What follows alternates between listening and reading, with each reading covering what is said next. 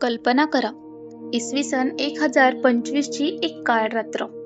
गुजरातमधील प्रभास पाटणजवळ अरबी समुद्राच्या किनाऱ्यावर उभे असलेले भव्य सोमनाथ मंदिर संकटाच्या सावटाखाली होते.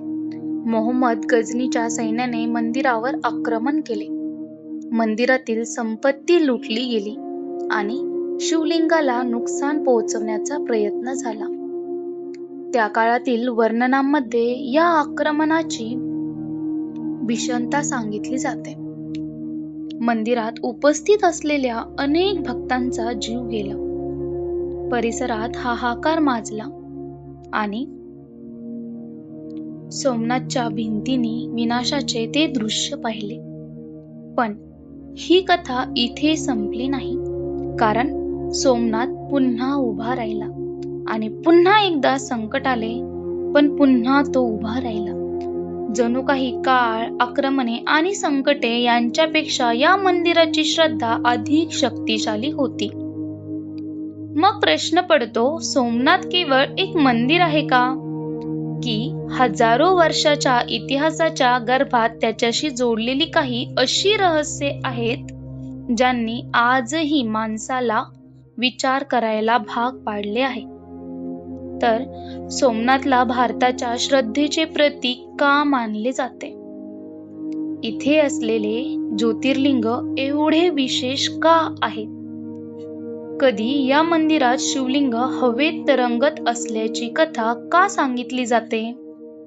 श्रीकृष्णाशी जोडली गेलेली स्यमंतक मणीची कथा सोमनाथशी कशी संबंधित आहे आणि मंदिराजवळील बाणस्तंभ इतका चर्चेत का असतो? तर आज आपण जाणून घेणार आहोत सोमनाथ मंदिराची पौराणिक कथा, इतिहास, विध्वंस आणि पुनर्निर्माणाची गाथा, तसेच त्याच्याशी जोडली गेलेली काही गूढ रहस्ये. म्हणून व्हिडिओ शेवटपर्यंत नक्की पहा आणि महादेवाचे भक्त असाल तर कमेंटमध्ये एकदा लिहा हर हर महादेव. तर सोमनाथ ज्योतिर्लिंगाची सुरुवात कुठून झाली? मित्रांनो, सोमनाथची कथा आपल्याला घेऊन जाते एका अतिशय प्राचीन पौराणिक काळात. ही कथा आहे चंद्रदेवाची. चंद्रदेव आपल्या सौंदर्य, तेज आणि मोहकृपासाठी प्रसिद्ध होते. राजा दक्ष प्रजापतीच्या 27 कन्यांशी त्यांचा विवाह झाला होता. या 27 कन्या म्हणजे आकाशातील 27 नक्षत्रांचे प्रतीक मानल्या जातात. मात्र या सर्वांमध्ये चंद्रदेवांना रोहिणी अधिक प्रिय होती. चंद्रदेव आपला बहुतांश वेळ रोहिणी सोबत घालवत असत. इतर पत्नींना ही गोष्ट खटकू लागली. त्यांनी आपली व्यथा वडील दक्ष यांच्याकडे सांगितली. दक्ष प्रजापती संतापले आणि त्यांनी चंद्रदेवांना एक कठोर शाप दिला. या शापामुळे चंद्रदेवांचे तेज हळूहळू कमी होऊ लागले. त्यांचे सौंदर्य मावळू लागले. शरीर अशक्त होऊ लागले. आपले तेज दिवसेंदिवस नष्ट होत असल्याचे पाहून चंद्रदेव अत्यंत दुःखी झाले. शेवटी त्यांनी देवांकडे मदतीची याचना केली. त्यांना प्रभास क्षेत्रात जाऊन भगवान शिवांची आराधना करण्याचा मार्ग सांगण्यात आला. चंद्रदेव प्रभास पाटण येथे आले, जिथे कपिला, हिरण आणि सरस्वती या नद्यांचा संगमाचे पवित्र स्थान मानले जाते. तेथे त्यांनी भगवान शिवांची कठोर तपश्चर्या सुरू केली. दिवस गेले, रात्र गेल्या, पण चंद्रदेवांची साधना थांबली नाही. अखेर त्यांच्या भक्तीने भगवान शिव प्रसन्न झाले. महादेव त्यांच्या समोर प्रकट झाले. चंद्रदेवांनी आपली व्यथा भगवान शिवांना सांगितली. भगवान शिवांनी त्यांना शापातून पूर्णपणे मुक्त करण्याऐवजी एक वर दिला. तुमचे तेज काही काळ कमी होईल आणि पुन्हा काही काळ वाढेल. याच कारणामुळे चंद्राचा कृष्ण पक्ष आणि शुक्ल पक्ष यांच्याशी संबंध जोडला जातो. चंद्रदेवांनी भगवान शिवांकडे आणखी एक वर मागितला. हे महादेव, आपण या पवित्र स्थळी सदैव विराजमान राहावे. भगवान शिवांनी त्यांची विनंती स्वीकारली आणि या पवित्र स्थळी प्रकट झालेले ज्योतिर्लिंग म्हणून ओळखले जाऊ लागले. सोमनाथ म्हणजेच सोमाचा नाथ, चंद्राचा स्वामी. 4 युगांशी जोडलेली सोमनाथची कथा. सोमनाथच्या पौराणिक परंपरेत या मंदिराशी 4 युगांची एक अत्यंत सुंदर कथा जोडली जाते. कथेनुसार सत्ययुगात चंद्रदेवांनी सोमनाथ मंदिर सोन्याने बनवले. त्रेतायुगात रावणाने चांदीचे मंदिर उभारले.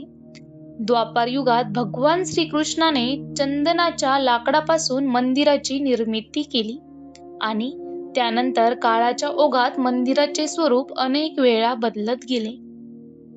ही माहिती पौराणिक परंपरेचा भाग आहे. म्हणून एक प्रश्न मात्र मनात नक्की येतो. जर ही मंदिरे सोने, चांदी आणि चंदनापासून बनली होती, तर त्यांचे अवशेष आज कुठे आहेत? ही केवळ धार्मिक आख्यायिका आहे की या कथांच्या मागे एखादा प्राचीन ऐतिहासिक संदर्भ दडलेला आहे? याचे ठोस उत्तर आजही संशोधनाचा विषय आहे. सोमनाथवर आलेली संकटे. तर सोमनाथचे महत्त्व जसजसे वाढत गेले तसतसे हे मंदिर भारतातील एक मोठे तीर्थक्षेत्र बनले.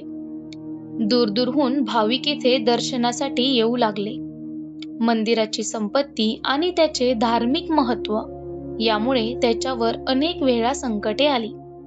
इतिहासात सर्वाधिक प्रसिद्ध असलेले आक्रमण म्हणजे इसवी सन 1025 मधील मोहम्मद गझनीचे आक्रमण. गझनी मोठ्या सैन्यासह गुजरातमध्ये आला. सोमनाथवर हल्ला करण्यात आला. मंदिरातील संपत्ती लुटली गेली आणि मंदिराचे मोठ्या प्रमाणावर नुकसान झाले. अनेक लोक या आक्रमणाला सोमनाथच्या इतिहासातील सर्वात भयानक घटनांपैकी एक मानतात. पण लक्षात ठेवा, मंदिराचा दगड तुटू शकतो, मूर्तीला नुकसान होऊ शकते, मंदिराची वास्तू उद्ध्वस्त होऊ शकते, पण श्रद्धा ती एवढ्या सहजपणे संपत नाही. सोमनाथवर पुढील काळातही अनेक वेळा आक्रमणे झाली. त्यामध्ये इसवी सन 1299 मध्ये उल्लुघ खानच्या नेतृत्वाखाली दिल्ली सल्तनतीच्या सैन्याने गुजरातमध्ये आक्रमण केले आणि सोमनाथलाही त्याचा फटका बसला. यानंतरच्या काळातही मंदिराला अनेक संकटांचा सामना करावा लागला. गुजरातच्या राजकीय परिस्थितीत बदल होत गेले. वेगवेगळ्या सत्ताधीशांच्या काळात मंदिरावर संकटे आली. औरंगजेबाच्या काळातही सोमनाथ मंदिराशी संबंधित विध्वंसाचा घटना इतिहासात नमूद केल्या जातात. म्हणजेच सोमनाथची कहाणी ही केवळ मंदिर उभारण्याची नाही, तर प्रत्येक विध्वंसानंतर पुन्हा उभे राहण्याची कहाणी आहे. तर सोमनाथच्या पुनरुज्जीवनाच्या इतिहासात एक महान नाव आवर्जून घेतले जाते. ते म्हणजे महाराणी अहिल्याबाई होळकर. त्यांनी अनेक पवित्र तीर्थक्षेत्रांच्या पुनर्बांधणीसाठी मोठे योगदान दिले. सोमनाथ येथेही त्यांनी मंदिर उभारले. आजही या मंदिराला अहिल्याबाई मंदिर किंवा जुने सोमनाथ मंदिर म्हणून ओळखले जाते. अहिल्याबाईंच्या कार्यामुळे सोमनाथची पूजा आणि श्रद्धेची परंपरा पुन्हा दृढ झाली. स्वतंत्र भारत आणि सोमनाथचा पुनर्जन्म. भारत स्वतंत्र झाल्यानंतर सोमनाथच्या पुनर्निर्माणाचा एक नवा अध्याय सुरू झाला. सरदार वल्लभभाई पटेल यांनी सोमनाथच्या पुनर्बांधणीचा निर्धार व्यक्त केला. त्यांच्या पुढाकाराने मंदिराच्या पुनर्निर्माणाचे काम सुरू झाले. तेव्हा भारताचे पहिले राष्ट्रपती डॉक्टर राजेंद्र प्रसाद यांनी मंदिराच्या प्राणप्रतिष्ठा सोहळ्यात सहभाग घेतला. 11 मे 1951 हा सोमनाथच्या इतिहासातील अत्यंत महत्त्वाचा दिवस ठरला. नव्या मंदिरात ज्योतिर्लिंगाची प्रतिष्ठापना करण्यात आली. आज उभे असलेले सोमनाथ मंदिर चालुक्य स्थापत्य शैलीचे सुंदर उदाहरण मानले जाते. समुद्राच्या किनाऱ्यावर उभे असलेले त्याचे उंच शिखर आणि मंदिराची भव्य रचना पाहताना मनात एकच भावना निर्माण होते.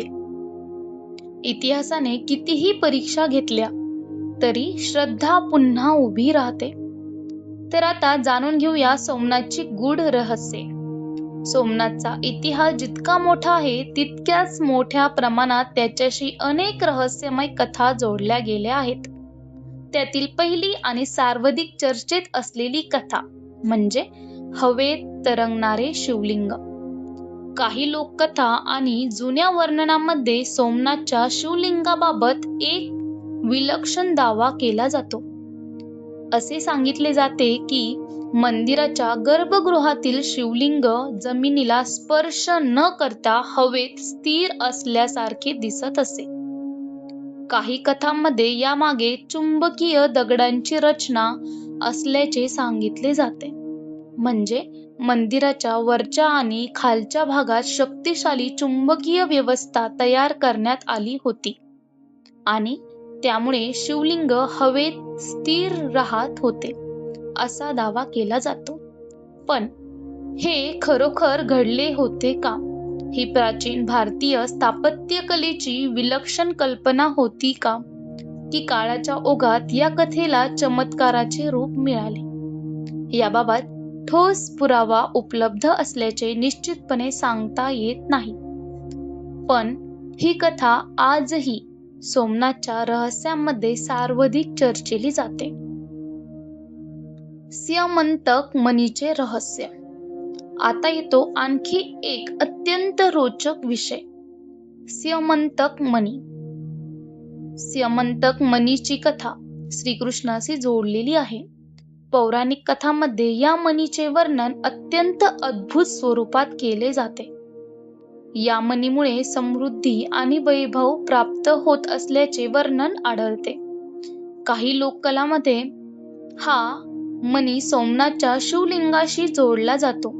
अगदी काही कथांमध्ये तो मंदिराच्या गर्भगृहात सुरक्षित ठेवण्यात आला होता असेही सांगितले जाते.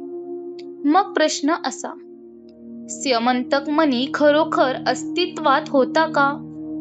तो सोमनाथमध्ये कधी होता का? आणि जर होता तर आज तो कुठे आहे? या प्रश्नाची खात्रीशीर ऐतिहासिक उत्तरे उपलब्ध नाहीत. म्हणून स्यमंतक मणीची गोष्ट ही मुख्यतः पौराणिक आणि लोकपरंपरेतील रहस्य कथा म्हणून पाहिली जाते. बाणस्तंभाचे गुढ. सोमनाथ मंदिराच्या परिसरात असलेला बाणस्तंभ अनेकांचे लक्ष वेधून घेतो. या स्तंभावर समुद्राच्या दिशेने एक अतिशय रोचक संदेश असल्याचे सांगितले जाते. त्याचा अर्थ असा घेतला जातो की या बिंदूपासून दक्षिण ध्रुवाच्या दिशेने समुद्र मार्गामध्ये कोणताही भूभाग येत नाही. आजच्या आधुनिक नकाशामध्ये आपण ही गोष्ट सहज तपासू शकतो. पण मग प्रश्न पडतो, प्राचीन काळातील लोकांना समुद्र मार्ग आणि भौगोलिक दिशांबद्दल एवढे ज्ञान कसे मिळाले? त्यांच्याकडे आजच्या सारखी उपग्रह प्रणाली नव्हती, गुगल मॅप्स नव्हते, आधुनिक GPS नव्हते. मग एवढी अचूक भौगोलिक कल्पना कशी तयार झाली? हा प्रश्न भारतीय प्राचीन ज्ञान परंपरेबद्दल उत्सुकता निर्माण करतो. आता बघूयात सोमनाथ आणि समुद्र. सोमनाथ मंदिराच्या अगदी जवळ अरबी समुद्र पसरलेला आहे. समुद्राच्या लाटा मंदिराच्या परिसरातून सतत ऐकू येतात. कितीतरी वादळे आली, मोठमोठी समुद्री तुफाने आले, पण सोमनाथ आजही समुद्राच्या काठावर ताठ उभा आहे. भक्तांच्या श्रद्धेनुसार ही भगवान शिवांची कृपा आहे. लोककथांमध्ये तर असेही सांगितले जाते की मोठी वादळे आली तरी समुद्र मंदिराजवळ आल्यावर शांत होतो. परंतु या गोष्टींकडे धार्मिक श्रद्धा आणि लोकपरंपरेच्या दृष्टीने पाहणे योग्य आहे. कारण नैसर्गिक आपत्तींचा परिणाम हा भौगोलिक रचना, समुद्राची स्थिती आणि हवामान यासारख्या अनेक घटकांवर अवलंबून असतो.